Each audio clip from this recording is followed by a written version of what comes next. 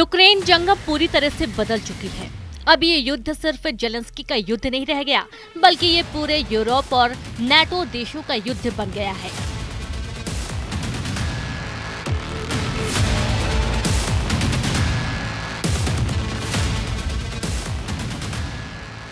White house के Oval office में Zelensky और ट्रंप के बीच हुई तीखी बहस ने यूक्रेन युद्ध के सारे समीकरण बदल दिए हैं।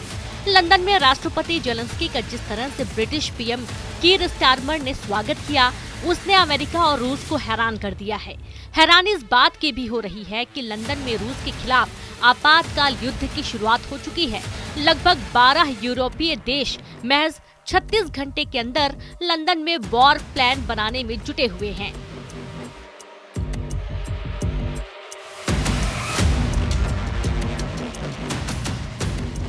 आलम यह है कि ब्रिटेन ने रूस के खिलाफ यूक्रेन को 284 करोड़ डॉलर की भारी भरकम सहायता देना शुरू कर दी है।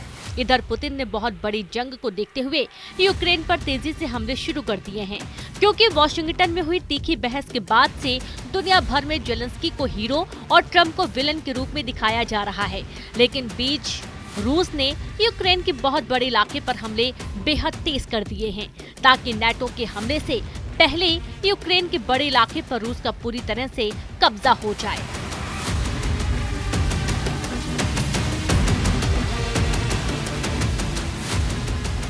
हम आपको पूरी खबर बताएंगे कि लंदन पहुंचे जेलेंस्की का हीरो की तरह स्वागत क्यों किया गया और अमेरिका में ट्रंप और जेलेंस्की के बीच हुई तीखी बहस पर सबसे बड़ा खुलासा क्या हुआ है। लेकिन उससे पहले आप ये जान लीजिए कि यूक्रेन को रूस से बचाने के लिए यूक्रेन और रूस से सटे नाटो देशों के बॉर्डर पर क्या तैयारियां शुरू हो चुकी हैं। खुफिया खबरों में दावा किया गया है कि नाटो देश पोलैंड, एस्टोनिया, लातविया और लिथुआनिया की तरफ से रूस पर हमले की तैयारी शुरू हो चुकी है। यानी अब नाटो और यूरोपीय संघ के लाखों सैनिक रूस पर हमला कर सकते हैं। कुछ दावों के मुताबिक ब्रिटेन की राजधानी लंदन में आपातकाल युद्ध को जो तैयारियां चल रही हैं, वो सीधे सीधे तीसरे विश्व युद्ध के संकेत दे रही हैं। जरा देखिए, लंदन में यूक्रेन के राष्ट्रपति जेलेंस्की के सामने कौन कौन से यूरोपीय देश रूस से सीधी जंग को तैयार हो रहे हैं।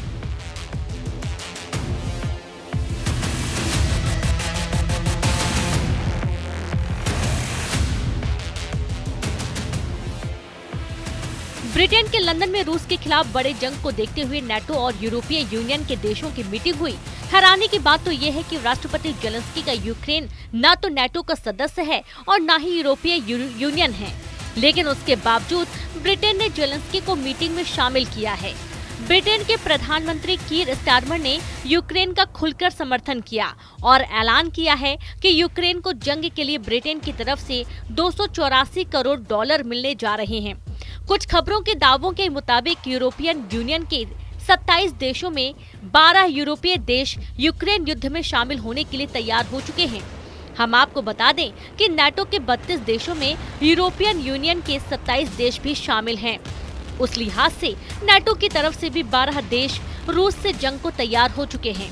यूक्रेन को भीषण युद्ध के लिए Germany, France, Spain, Canada, Netherland अरबों रुपए देने के साथ साथ अपनी सेना भी यूक्रेन भेजने वाले हैं, जबकि स्वीडन, पुर्तगाल, लिथुआनिया, लातविया यूक्रेन को हथियार और फाइटर जेट देने जा रहे हैं।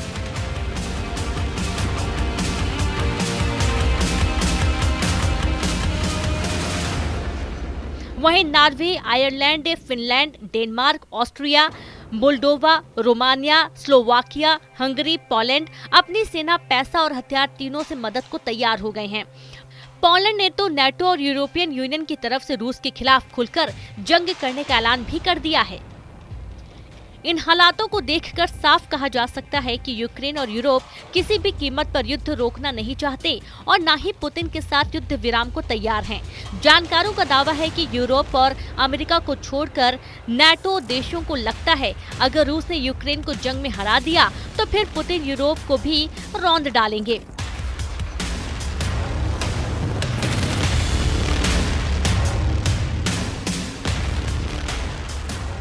हालांकि राष्ट्रपति ट्रंप का साफ कहना है कि ऐसा संभव नहीं है। इसलिए जब राष्ट्रपति जेलेंस्की के साथ राष्ट्रपति ट्रंप की तीखी बहस हो रही थी, उस वक्त ट्रंप ने जेलेंस्की पर गुस्सा दिखाते हुए कहा था कि जेलेंस्की यूरोपीय देशों के साथ मिलकर तीसरे विश्व युद्ध का जुआ खेल रहे हैं।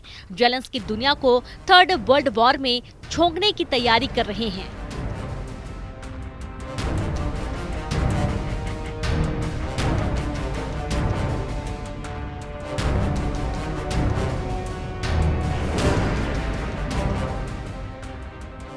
इन्हीं हालातों को देखकर ब्रिटेन, फ्रांस, जर्मनी जैसे नेटो और यूरोपियन देश यूक्रेन को रूस के भीषण हमलों से बचाने की कोशिश कर रहे हैं। लेकिन कुछ नेटो और यूरोपीय देशों ने पुतिन का समर्थन भी शुरू कर दिया है। पुतिन के समर्थक नेटो देश हंगरी के प्रधानमंत्री विक्टर ओरबान ने तो साफ कह दिया है कि यूक्रेन को अब रूस से कोई बचा नहीं सकता।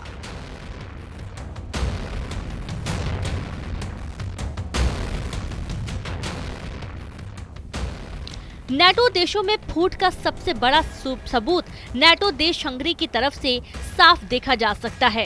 हंगरी के पीएम विक्टर ओरबान ने साफ कहा है कि यूक्रेन किसी भी कीमत पर नेटो में शामिल नहीं हो सकता और न ही हंगरी कभी यूक्रेन को यूरोपीय संघ में शामिल होने देगा।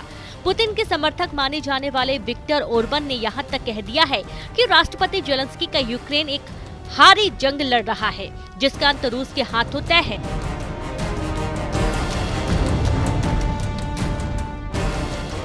यूरोप के कुछ देशों और अमेरिका पर भड़कते हुए हंगरी ने कहा कि इन देशों को कैसे ये गलतफहमी हो गई कि वो रूस के पड़ोसी देश यूक्रेन को नेटो का सदस्य बना सकते हैं। रूस कभी भी यूक्रेन को नेटो में नहीं जाने देगा।